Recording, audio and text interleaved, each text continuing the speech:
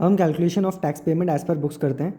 Year 1 two year 5 हमें 20,000 का earning before depreciation tax already given है एग्जाम्पल में। 20,000 is the depreciation rate as per books 2,000 2,000 2,000 जो हमने ऑलरेडी कैलकुलेट किया होता। अर्निंग बिफोर टैक्स 18,000 आ जाएगा 5 साल में। Tax payment at the rate 30% यानी 18,000 का 30% 5,400 5 सालों में। तो 5,400 हर साल का टैक्स हमारा कैलकुलेट हो चुका है। टोटल टैक्स हमारा आएगा 27,000। ठीक है, तो एज पर बुक्स हर साल का टैक्स आ रहा है 5,400 5,400 5,400 5,400 5,400 टोटल है 27,000 5 साल का। ठीक है, तो ये कैलकुलेशन होगी एज पर बुक्स। अब हम करते हैं calculation as per income tax act.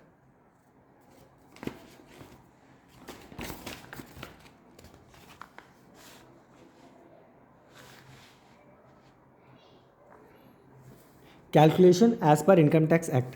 Year 1 से year 5 EBI earning before depreciation tax same रहेगा 20,000 जो कि सेम है, हमने एग्जाम्पल में लिया हुआ था। डेप्रिसिएशन इस बार 25% रहेगा जो कि इनकम टैक्स एक्ट के अकॉर्डिंग है। मैंने कहा ना depreciation as per income tax act separate चलता है और एज पर बुक सेपरेट चलता है। एज पर बुक्स हम SLM WDV कोई भी मेथड ले सकते हैं, बट हम depreciation as per income tax उनका सेपरेट चलता है उनके अकॉर्डिंग। ठीक है, तो 25% में रेट लेके चल रहा हूँ 2,500।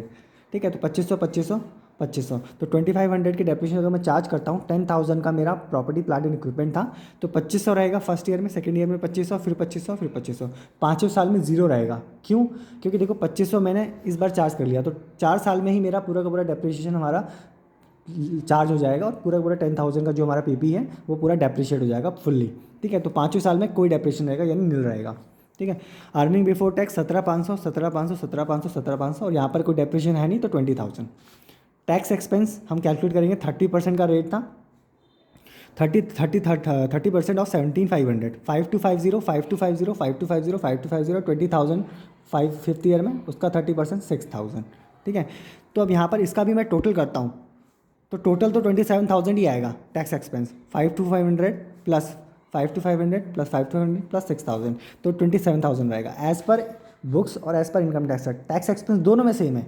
ठीक है, तो यहाँ पर हम क्या करते हैं, अब देखो टैक्स एक्सपेंस अगर पूरे 5 साल का कैलकुलेट करूँ as per income tax act और एज पर बुक्स दोनों का 27,000 आता है। बट जब अगर मैं सेपरेटली चेक करूँ हर ईयर का तो every year income tax act में 5,250 का टैक्स लगता है और एज पर बुक्स 5,400 लगता है, यानी एज पर बुक्स ज़्यादा लग रहा है टैक्स। ठीक है, और as per income tax tax जो है वो कम लग रहा है 5,250 का। तो मैं देख सकता हूँ in year 1 to 4 actual tax expense is paid is 5,250 तो 5,250 का जो है हम एक्चुअल टैक्स पे कर रहे थे as per income tax act और एज पर बुक्स कितना होना चाहिए 5,400। ठीक है, मुझे जो अपनी फाइनेंशियल स्टेटमेंट में दिखाना है वो मुझे रिपोर्ट करना है 5,400 का। ठीक है, 5,400 का मुझे टोटल टैक्स एक्सपेंस दिखाना है पर मेरा इनकम टैक्स एक्ट में 5,250 आ रहा है। तो देखो यार 5,250 आ रहा है और 5,400 मुझे दिखाना है तो जो डिफरेंस अमाउंट है 5,400 और 5,250 का वो मेरा डेफर टैक्स लाइबिलिटी बन जाएगा। ठीक है, तो करंट टैक्स में तो जो मैं दिखाता हूँ वो तो मैं दिखाऊंगा 5,250। ठीक है, प्लस डेफर टैक्स में दिखा दूंगा मैं 150 ताकि जब मेरा टोटल टैक्स आए वो आए 5,400 जो मेरा एज पर बुक्स आना चाहिए। जो मैंने कहा मेरा बुक्स 5,400 आना चाहिए। भाई मुझे अपने फाइनेंशियल स्टेटमेंट 5,400 का ही टैक्स दिखाना है 5,400। मैं ऐसा क्यों कर रहा हूँ? देखो यार यहाँ पर जो करंट टैक्स आ रहा है वो तो as per income tax act आ रहा है, वो तो मेरे हाथ में है नहीं, वो मेरे कंट्रोल में है नहीं, वो तो एज पर सेपरेटली कैलकुलेट हो रहा है 5,250। और यहाँ पर जो मेरे पर जो बुक्स में आना चाहिए वो आना चाहिए 5,400 का टैक्स। ठीक है, तो जो डिफरेंस अमाउंट है वो मैं डेफर टैक्स लायबिलिटी दिखा देता हूँ। क्यों दिखा रहा हूँ मैं ऐसा, मैं क्यों कर रहा हूँ?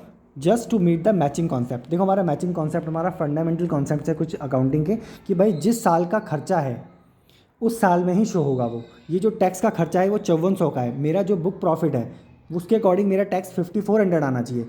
पर जब मैं as per income tax act देखता हूँ तो मेरा जो टैक्स आता है वो आ रहा है 5,250। तो ये जस्ट सिर्फ टाइमिंग डिफरेंस की वजह से आ रहा है, समझ रहे हो? सिर्फ टाइमिंग डिफरेंस की वजह से आ रहा है। ये जो 5,250 है, ये जो 5,250 का टैक्स है ये अभी 5,250 लग रहा है इनकम टैक्स एक्ट के अकॉर्डिंग और एज पर बुक्स 5,400 लग रहा है। जब हम लास्ट ईयर में आते हैं, लास्ट ईयर में मेरा 6,000 का मुझे टैक्स लग रहा है, समझ रहे हो? तो ये जो डिफरेंस अमाउंट है ये लास्ट ईयर में चार्ज हो गया, क्योंकि डेप्रिसिएशन यहाँ पर इस अर्ली ईयर में ज़्यादा चार्ज हो चुका है as per income tax act, और एज़ पर बुक्स जो है वो कम चार्ज हो रहा है, इसलिए जो है हमारा प्रॉफिट एज़ पर बुक्स ज़्यादा आता है और as per income tax act कम आता है, जिससे प्रॉफिट में, जिससे टैक्स एक्सपेंस में ऊपर नीचे थोड़ा बहुत डिफरेंसेस आते हैं। उसी को मैच करने के लिए हम लोग डेफर्ड टैक्स असेट और डेफर्ड टैक्स लायबिलिटी क्रिएट करते हैं, समझ रहे हो। तो ये सिर्फ हम टेम्परेरी डिफरेंस की वजह से करते हैं। अगर कोई परमानेंट डिफरेंस हुआ तो कभी भी डेफर्ड टैक्स असेट और लायबिलिटीज़ नहीं क्रिएट होते, सिर्फ टेम्परेरी डिफरेंस की वजह से ही हमारे डेफर्ड टैक्स असेट और लायबिलिटी क्रिएट होते हैं। तो हमारा जो इंड AS 12 है वो कहता है कि भाई आप जो ये 150 है ना, इसका आप अपनी बुक्स में हर साल एक डेफर्ड टैक्स लायबिलिटी बना दो, ताकि क्या होगा, हर साल मैं क्या करूँगा, ये मेरा करंट टैक्स आ गया और यहाँ पर मैं एक डेफर्ड टैक्स लायबिलिटी बना दूंगा हर साल, ठीक है, 150 की, 150 150 150 150, ठीक है, चारों साल में। तो इससे क्या होगा, हर साल का मेरा 5400 5400 5400 5400 इतने का मेरा टैक्स आ जाएगा, जो मेरा एज़ पर बुक्स आना चाहिए। और लास्ट ईयर में मैं क्या करूँगा, जो भी डेफर्ड टैक्स मैंने क्रिएट किया उसको मैं रिवर्स कर दूंगा। तो रिवर्स करने में कितना, 600 रिवर्स हो जाएगा, 150 × 4 यानी 600, इतना मेरा 4th ईयर तक मेरा 600 का डेफर्ड टैक्स लायबिलिटी क्रिएट हो चुका होगा। जब लास्ट ईयर आएगा मैं इसको रिवर्स कर दूंगा, ठीक है, जिससे क्या होगा, उस साल ये रिवर्स होने के बाद 400 का मुझे tax asset, deferred tax asset की वो मिल जाएगी, बेनिफिट मिल जाएगा, जिससे मेरा लास्ट ईयर का भी जो प्रॉफिट है वो भी 5400 ही आएगा। जैसे इस साल मैंने 150 150 150 150 डेफर्ड टैक्स लायबिलिटी क्रिएट की, लास्ट ईयर में जब मैं रिवर्स करूँगा 600 को, तो यहाँ पर डेफर्ड टैक्स असेट क्रिएट हो जाएगा, जिससे ये जो 6000 का टैक्स मेरा लग रहा है लास्ट ईयर में करंट टैक्स में, माइनस कर दूंगा 600 जो मैंने रिवर्सल किया है डेफर्ड टैक्स लायबिलिटी, तो एट द एंड मेरा जो टैक्स है वो 5400 ही रहेगा। तो हर साल 54 54 54 54 रहा। तो मेरा कॉन्सेप्ट, मेरा जो इंड AS 12 है मुझे कहता ही है कि आपको हर साल जो टैक्स रखना है वो एज़ पर बुक्स ही रखना है, ठीक है, एज़ पर बुक्स रखना है, इसलिए मेरा हर साल 5400 का रहेगा। तो ये डेफर्ड टैक्स असेट लायबिलिटीज़ बनाए इसलिए जाते हैं ताकि हम लोग मैचिंग कॉन्सेप्ट को मीट कर सकें, समझ रहे हो, इसलिए ही ये बनाए जाते हैं। इसका इफेक्ट कुछ नहीं आना बुक्स में, ये क्रिएट होता है एट द ईयर एंड पे ये लोग रिवर्स भी हो जाता है, ये सिर्फ उसको बराबर करने के लिए है, क्योंकि मेरा जो डेफर्ड एक्सपेंस है वो सेम रहे हर साल, जो मेरा एज़ पर बुक्स होना चाहिए, ठीक है, जिस इसके लिए होता है।